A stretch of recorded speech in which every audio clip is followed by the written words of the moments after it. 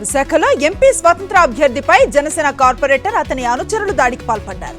22వ ward Janasena corporator మూర్తి యాదవ్ అవినీతి అక్రమాలకు సంబంధించిన అంశాలపై ప్రశ్నించినందుకు ఎంపీ స్వతంత్ర అభ్యర్థి శంకర్ పై కార్పొరేటర్ మూర్తి యాదవ్ దాడికి పాల్పడ్డట్లుగా తెలుస్తోంది. చిత్తూరు జిల్లా పలమనేరులో గంగవరంలో పోలీసులు కార్డన్ సెర్చ్ నిర్వహించారు. డ్రైవర్స్ కాలనీలో రికార్డులు సరిగా లేని 9 వాహనాలను స్వాధీనం చేసుకున్నారు పోలీసులు. ఇక ఎన్నికల కౌంటింగ్ దృష్ట్యా కార్డన్ సెర్చ్ నిర్వహిస్తున్నట్లుగా సిఐ చినగోవిందు తెలిపారు.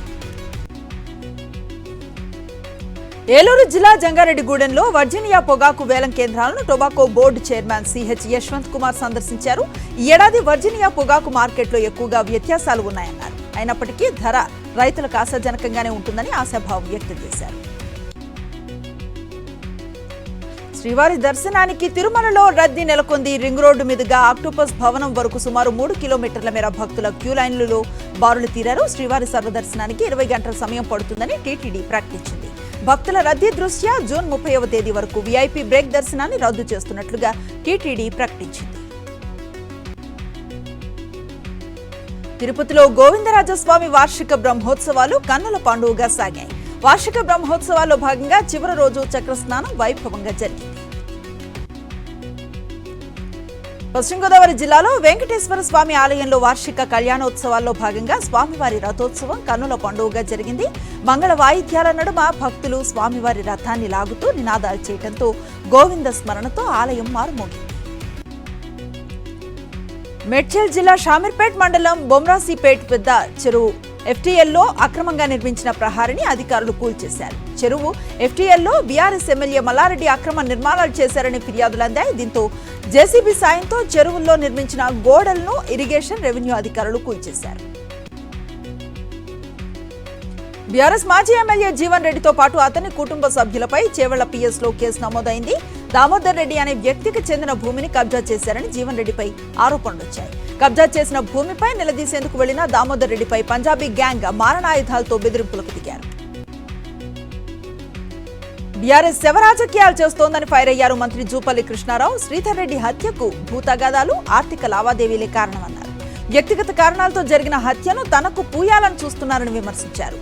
ఆర్ఎస్ ప్రవీణ్, కేటీఆర్ క్షమాపణలు చెప్పాలని, తప్పుడు ఆరోపణలు చేస్తే చట్టపరమైన చర్యలు తప్పవని హెచ్చరించారు జూపల్లి కృష్ణారావు. మహబూబాబాద్ జిల్లా కేంద్రంలో ఎస్వీ డిగ్రీ కాలేజీలో బీజేపీ పట్టభద్రుల ఎమ్మెల్సీ ఎన్నికల సమావేశం నిర్వహించారు. కాంగ్రెస్ ఇచ్చిన 6 గ్యారంటీలను ప్రజలు నమ్మటం లేదని, ఆ పార్టీ నేతలు ఇచ్చిన హామీలు ఏమయ్యాయంటూ ప్రశ్నాస్త్రాలను సంధించారు బీజేపీ అభ్యర్థి గుజ్జుల ప్రేమేందర్ రెడ్డి. కాంగ్రెస్ బీఆర్ఎస్ పాలనలో ఎస్సీ, ఎస్టీ, ఓబీసీ విద్యార్థులకు ఉపకార వేతనాలు ఇంతవరకు ఇవ్వలేదని ఆవేదన వ్యక్తం చేశారు. జనగామ జిల్లా స్టేషన్ ఘన్పూర్ బీజేపీ ఆఫీసులో వరంగల్, ఖమ్మం, నల్గొండ పట్టభద్రుల ఎన్నికల సన్నాహక సమావేశాన్ని నిర్వహించారు. నియంత పాలన చేసిన బీఆర్ఎస్ పార్టీని గద్దెదించాం కానీ 6 నెలల్లోనే కాంగ్రెస్ పార్టీ రాక్షస పాలన చూస్తున్నామని రాష్ట్ర ప్రజలు తలలు పట్టుకుంటున్నారని వ్యాఖ్యానించారు ఎమ్మెల్యే పాయల్ శంకర్. రాష్ట్రాన్ని దోచుకున్న పార్టీ ఓవైపు, అమలుకు సాధ్యం కాని హామీలిచ్చిన కాంగ్రెస్ మరోవైపు. కాంగ్రెస్ ను ప్రజలు ఆదరించడం లేదని స్పష్టం చేశారు. నల్గొండ, ఖమ్మం, వరంగల్ జిల్లాల గ్రాడ్యుయేట్ ఎమ్మెల్సీ ఉప ఎన్నిక పోలింగ్ ఈ నెల 27న జరగనున్న నేపథ్యంలో కేంద్ర ఎన్నికల సంఘం కీలక ప్రకటన చేసింది. ఆ 3 ఉమ్మడి జిల్లాల పరిధిలో రాష్ట్ర, కేంద్ర ప్రభుత్వ ఉద్యోగులకు కేంద్ర ఎన్నికల సంఘం సెలవును ప్రకటించింది. ఓటు హక్కు వినియోగించుకోవటానికి వీలుగా ఈ నిర్ణయం తీసుకున్నట్లుగా రాష్ట్ర ఎన్నికల ప్రధానాధికారి కార్యాలయం ప్రకటించింది. వరంగల్ జిల్లా నర్సన్నపేట, ఖానాపురం మండలాల్లో జిల్లా కలెక్టర్ ప్రావీణ్య పర్యటించారు. అమ్మ ఆదర్శ పాఠశాలలుగా ఎంపికైన స్కూళ్లలో జరుగుతున్న మరమ్మతు పనులను పరిశీలించారు. అనంతరం నర్సంపేట, ఖానాపురం వ్యవసాయ మార్కెట్లో ధాన్యం కొనుగోలు కేంద్రాల్లో రైతుల నుంచి కొనుగోలు చేసిన ధాన్యం వివరాలను అడిగి తెలుసుకున్నారు. రికార్డులను పరిశీలించారు. నిర్మల్ జిల్లా కడెం ప్రాజెక్టును జిల్లా కలెక్టర్ ఆశిష్ సాంగ్వాన్ సందర్శించి పరిశీలించారు. దాదాపు 9 కోట్ల రూపాయల ప్రభుత్వ నిధులతో ప్రాజెక్టు మరమ్మతుల పనులను, ప్రాజెక్టు గేట్లను కలెక్టర్ పరిశీలించారు. జూన్ 12వ తేదీలోపు ప్రాజెక్టు పనులు పూర్తి చేస్తామని అధికారులు వివరించారు. పెద్దపల్లి జిల్లా రామగుండంలో ఎల్లంపల్లి ప్రాజెక్టులో తాగునీటికి ఎలాంటి ఇబ్బందులు ఉండవని ప్రాజెక్టు అధికారులు వెల్లడించారు. మేడిగడ్డ ప్రాజెక్టు మరమ్మతుల్లో భాగంగా ప్రాజెక్టులో నీరును వదిలేస్తున్న నేపథ్యంలో నీటి మట్టం చాలా వరకు తగ్గింది. దీంతో ఆందోళన నెలకొనడంతో ఎల్లంపల్లి ప్రాజెక్టు అధికారులు జూన్ నెలాఖరు వరకు తాగునీటికి ఎలాంటి ఇబ్బందులు లేవని స్పష్టం చేశారు. నిజామాబాద్ జిల్లా ఆర్మూర్ పట్టణంలో బీఆర్ఎస్ నేత జీవన్ రెడ్డి మాల్ను రీఓపెన్ చేశారు. కోర్టు మధ్యంతర ఉత్తర్వుల నేపథ్యంలో ఆర్టీసీ యాజమాన్యం మాల్ తాళాలు తీసి యాజమాన్యానికి అప్పచెప్పారు. శేర్లింగంపల్లి మదినగూడలో పోచమ్మ తల్లి పాలు తాగుతున్న విషయం చర్చనీయాంశంగా మారింది. ఆలయ కమిటీ స్వయంగా అమ్మవారికి చెంచాతో పాలు పట్టించిన వీడియో వైరల్ అవుతోంది. ఈ విషయం తెలుసుకున్న భక్తులు పోచమ్మ తల్లి దేవాలయానికి బారులు తీరారు. రంగారెడ్డి జిల్లా ఆదిబట్ల మున్సిపాలిటీ అధికారులు అక్రమ కట్టడాలపై కొరడా జలిపించారు. నిబంధనలకు విరుద్ధంగా నిర్మించిన కట్టడాలను జేసీబీ సాయంతో కూల్చేశారు. మంగల్పల్లి, కొంగర్ కళాలలో అనుమతులు లేకుండా అక్రమ కట్టడాలు షెడ్లు నిర్మించడంతో కూల్చివేస్తున్నారు అధికారులు. హైదరాబాద్ నాగోల్ పిఎస్ పరిధిలో ఫతుల్లాగూడ శివారులో యువతి యువకులు హల్చల్ చేశారు. తెల్లవారుజామున రోడ్డు పక్కన మద్యం సేవిస్తూ పెద్ద శబ్దాలతో పాటలు పెట్టి న్యూసెన్స్ ను క్రియేట్ చేయడంతో వాకర్స్ నిలదీశారు. దీంతో వాకర్స్ పై బూతులు తిడుతూ దాడి చేసేందుకు యత్నించారు. వారు అక్కడున్న వారు వారించడంతో ఆ యువతి యువకులు కారులో పారిపోయారు. మనకు కొడుకు పుట్టాడని చూడటానికి రా అంటూ ఓ మైనర్ పిలవగా ఓ యువకుడు ఆమె ఇంటికి వెళ్లాడు. కానీ సీసీ కెమెరాల ద్వారా గమనించి అలర్ట్ అయిన ఆ పిల్ల తండ్రి ఆ యువకుడిని పట్టుకుని చితకబాదాడు. గదిలోకి వెళ్లి దాక్కున్న ఆ వ్యక్తి డయల్ 100కు ఫోన్ చేసి పోలీసులకు ఫిర్యాదు చేశాడు. ఈ ఘటన హైదరాబాద్ బండ్లగూడలో చోటు చేసుకుంది. ములుగు జిల్లా ఏటూరు నాగారానికి చెందిన రామకృష్ణ అనే దళితుడిని తనను ఎస్ఐ బూటు కాలుతో తన్నాడని ఆరోపించారు. డబ్బుల విషయంలో మధ్యవర్తిగా ఉన్న తనను పోలీస్ స్టేషన్ కు పిలిపించి తెల్ల కాగితంపై సంతకం చేయించారన్నారు. ఆపై కులం పేరుతో తిడుతూ ఘోరంగా కొట్టారన్నారు. షామీర్పేట్ మండలం మజీద్పూర్లో ప్రజయ్ హోమ్స్ లో తాళం వేసిన ఇండ్లను దొంగలు టార్గెట్ చేశారు. 3 రోజుల క్రితం అనిల్ అనే వ్యక్తి ఇంట్లో 13 తులాల బంగారం, 68,000 రూపాయల నగదును దొంగిలించారు. తాజాగా షరీఫ్, శ్రీనివాస్ అనే వ్యక్తుల ఇళ్లలో 30 తులాల బంగారం, 93,000 నగదును దోచుకు వెళ్లారు. నల్గొండ జిల్లా చిట్యాలలో ఏపూర్ జిల్లా పరిషత్ ఉన్నత పాఠశాలలో దొంగతనం చోటు చేసుకుంది. గుర్తు తెలియని దుండగులు పాఠశాలలో ఉన్న వంటగదిలో సుమారు 50,000 విలువ చేసే వంట పాత్రలను దొంగిలించారు. పాఠశాలలో గుర్తు తెలియని దొంగలు మద్యం సేవించి దొంగతనానికి పాల్పడ్డట్లుగా ప్రధానోపాధ్యాయుడు ఫిర్యాదు చేశారు. లగ్డి కపూల్ ద్వారకా హోటల్లో భోజనంలో శ్రీధర్ స్రవంతులు క్యారెట్ పెసరపప్పు హల్వాను ఆర్డర్ చేశారు. హల్వా తిందామని ప్యాకెట్ ను ఓపెన్ చేయగా దుర్వాసన రావడంతో యాజమాన్యం దృష్టికి తీసుకువెళ్లారు. ద్వారకా హోటల్ సిబ్బంది దురుసుగా మాట్లాడుతూ వ్యంగ్యంగా సమాధానం ఇవ్వడంతో ఖైరతాబాద్ పిఎస్ లో కేసు నమోదు చేశారు. నల్గొండ జిల్లా నకిరేకల్లో ప్రయాణికులపై పిఎస్ లో ఫిర్యాదు చేశాడు బస్సు డ్రైవర్. హైదరాబాద్ నుంచి సూర్యాపేటకు వెళ్తూ ఉన్న నార్కెట్పల్లి డిపోకు చెందిన ఆర్టీసీ బస్ నకిరేకల్కు చేరుకుంది. అయితే బస్సులో ఉన్న ప్రయాణికులు తమ బంధువులు వస్తారు, కాసేపు ఆపమని డ్రైవర్ను కోరారు. దీంతో ఇరు వర్గాల మధ్య వాదులాట జరిగింది. బంగ్లాదేశ్ ఎంపీని హత్య చేసినట్లుగా భావిస్తున్న 2 వ్యక్తులు కోల్కతాలో న్యూటౌన్లో అపార్ట్మెంట్ నుంచి బయలుదేరినట్లుగా కొత్త వీడియో వెలుగులోకి వచ్చింది. ఎంపీని హత్య చేసి అతని శరీర భాగాలను నగరం అంతటా పారేయడానికి పెద్ద సూట్ కేస్, అనేక ప్లాస్టిక్ సంచులు ఉపయోగించినట్లుగా తెలుస్తోంది. ఢిల్లీ అలీపూర్లో కార్నివాల్ రిసార్ట్ లో భారీ అగ్ని ప్రమాదం సంభవించింది. మంటలను ఆర్పేందుకు అగ్నిమాపక సిబ్బంది ఘటనా స్థలానికి చేరుకున్నారు. అగ్ని ప్రమాదానికి కారణాలపై అధికారులు దర్యాప్తు చేస్తున్నారు. మరోవైపు ఈ ప్రమాదంలో ఎలాంటి ప్రాణ నష్టం జరగలేదని భావిస్తున్నారు. గుజరాత్ హిమ్మత్ నగర్ లోని షామ్లాజీ NH8 లో రోడ్డు దాటుతున్న వ్యక్తిని గుర్తు తెలియని వాహనం ఢీకొట్టడంతో అక్కడికక్కడే ప్రాణాలను కోల్పోయాడు.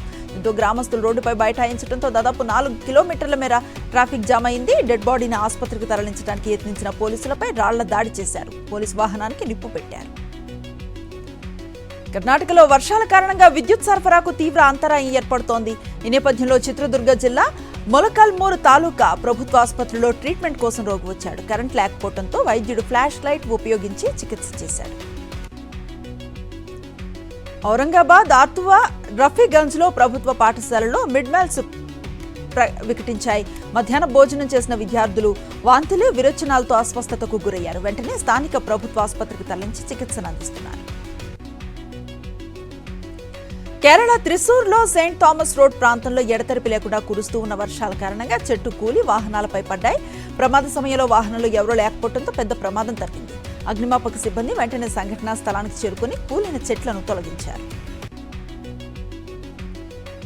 పూణే డ్రంక్ అండ్ డ్రైవ్ ఘటన తర్వాత మున్సిపల్ అధికారులు అలర్ట్ అయ్యారు. నిబంధనలకు విరుద్ధంగా ఉన్న బార్స్, పబ్స్ ను కూల్చివేశారు.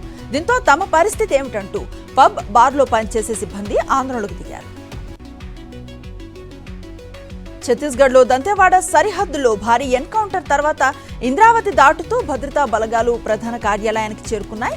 ఈ ఎన్కౌంటర్లో 8 మంది నక్సలైట్లు హతం కాగా భారీగా ఆయుధాలు, మందుగుండు సామగ్రిని స్వాధీనం చేసుకున్నారు. కేరళ రాష్ట్రంలో బర్డ్ ఫ్లూ ఉన్నట్లుగా అధికారికంగా ప్రకటించారు అధికారులు. కొటాయం ప్రాంతంలో, మన్నార్ఘడ్ ప్రాంతంలో కోళ్ల ఫారాల్లో కోళ్లకు బర్డ్ ఫ్లూ వ్యాధి సోకినట్లుగా ఇవాళ అధికారికంగా ప్రకటించారు. బర్డ్ ఫ్లూ వ్యాధి వ్యాప్తి చెందకుండా వెంటనే చర్యలు చేపట్టారు పశుసంవర్ధక శాఖ అధికారులు. మన్నార్ఘడ్, పూతప్పల్లి పంచాయతీల పరిధిలో కోళ్లు, కోడిగుడ్లు, బాతులు, ఇతర పక్షి మాంసాలపై నిషేధం విధించారు. IPL 17లో ఫైనల్ బెర్త్ కోసం Sunrisers Hyderabad, Rajasthan Royals జట్లు తలపడుతున్నాయి. ఇవాళ చెన్నైలో చెపాక్ స్టేడియంలో జరిగే క్వాలిఫైయర్ 2 మ్యాచ్లో ఈ 2 జట్లు అమీతుమీ తేల్చుకోనున్నాయి. ఇవాళ రాత్రి 7:30కు మ్యాచ్ జరగనుంది. వారాంతపు స్టాక్ మార్కెట్స్ ఒడిదుడుకుల మధ్య ముగిశాయి. సెన్సెక్స్ 49 పాయింట్ల నష్టంతో 75,365 పాయింట్ల వద్ద ముగిసింది. నిఫ్టీ 16 పాయింట్ల నష్టంతో 22,950 పాయింట్ల వద్ద ముగిసింది. దేశంలో పసిడి ధరలు అత్యంత స్వల్పంగా కేవలం ₹10 తగ్గాయి. 10 గ్రాముల 22 క్యారెట్ల బంగారం ధర 67,290 రూపాయలకు చేరింది. 10 గ్రాముల 24 క్యారెట్ల బంగారం ధర 73,410 రూపాయలకు చేరింది. ఎయిర్ ఇండియా విమానాల రద్దు సమస్య పునరావృతం కాకుండా టాటా గ్రూప్ ఉద్యోగులకు భారీ మొత్తంలో జీతాలు పెంచడమే కాకుండా బోనస్ ను కూడా ప్రకటించింది. అంతేకాకుండా గ్రౌండ్ అండ్ సిమ్యులేటర్ శిక్షణలో జరిగిన ఆలస్యానికి పరిహారం కూడా అందించనున్నట్లుగా సంస్థ తెలిపింది. UPI payments app Google pay online payments మరింత సులభతరం చేసేందుకు 3 సరికొత్త ఫీచర్స్ ను పరిచయం చేసింది. అవి rewards, buy now pay later, security features ను ప్రకటించింది. రివార్డ్ ఫీచర్ ద్వారా క్రెడిట్ కార్డుల్లో వచ్చే రివార్డు పాయింట్లను ముందుగానే గుర్తించి వినియోగదారులకు లబ్ధి చేకూర్చుతుంది. Hero electronic, Okinawa Autotech, Benling ఇండియాను కేంద్ర ప్రభుత్వం అమలు చేస్తూ ఉన్న అన్ని పథకాల నుంచి బ్లాక్ లిస్ట్ చేసే అవకాశం ఉందని సమాచారం. కేంద్ర ప్రభుత్వం ప్రతిష్టాత్మకంగా ప్రవేశపెట్టిన ఫేమ్ 2 పథకం కింద తప్పుగా అందుతూ ఉన్న సబ్సిడీ ప్రయోజనాలను తిరిగి ఇవ్వటంలో ఈ సంస్థలు విఫలం కావటమే ఇందుకు కారణం. తమిళ నటి వరలక్ష్మి శరత్ కుమార్ ప్రధాన పాత్రలో వస్తూ ఉన్న తాజా చిత్రం కూర్మ నాయకి. ఈ చిత్రం ప్రస్తుతం శరవేగంగా షూటింగ్ జరుగుతుంటుంది. అయితే వినూత్నమైన సోషియో ఫాంటసీ ఎంటర్టైనర్ గా వస్తూ ఉన్న ఈ చిత్రం నుంచి ఇప్పటికే ఫస్ట్ లుక్ ను విడుదల చేశారు. బాలీవుడ్ నటుడు అజయ్ దేవగన్ కాశ్మీర్లో తన రాబోయే చిత్రం సింగం 3 షూటింగ్ ను జరుపుకున్నారు. ఈ సందర్భంగా జమ్మూ కాశ్మీర్ ప్రభుత్వం షూటింగ్ సజావుగా జరిగేలా చేసినందుకు అజయ్ దేవగన్ కృతజ్ఞతలు తెలిపారు. పశ్చిమ మధ్య బంగాళాఖాతంలో ఏర్పడ్డ వాయుగుండం 24 గంటల్లో తుఫానుగా మారే అవకాశం ఉందని విశాఖ వాతావరణ శాఖ అధికారులు తెలిపారు. తుఫానుకు రేమాల్ గా నామకరణం చేశారు. తుఫాను ప్రభావం ఒడిషా, బెంగాల్, బంగ్లాదేశ్లపై ఉంటుందని తెలిపారు. అన్ని పోర్టుల్లో ప్రమాద హెచ్చరికలు జారీ చేసినట్లుగా వెదర్ అధికారి సునత తెలిపారు. దేశవ్యాప్తంగా భానుడి ప్రతాపం కొనసాగుతోంది. ఇవాళ పలు రాష్ట్రాల్లో భారీ వడగాలులు వీచాయి. పంజాబ్, హర్యానా, ఉత్తరప్రదేశ్, గుజరాత్, మధ్యప్రదేశ్లో 16 ప్రాంతాల్లో గరిష్ట ఉష్ణోగ్రతలు 45 డిగ్రీల సెల్సియస్ లేదా అంతకంటే ఎక్కువ నమోదైనట్లుగా ఐఎండీ వెల్లడించింది. రాజస్థాన్లో బాడ్మేర్లో అత్యధికంగా 48.8 డిగ్రీల సెల్సియస్ ఉష్ణోగ్రత నమోదైనట్లుగా తేలింది.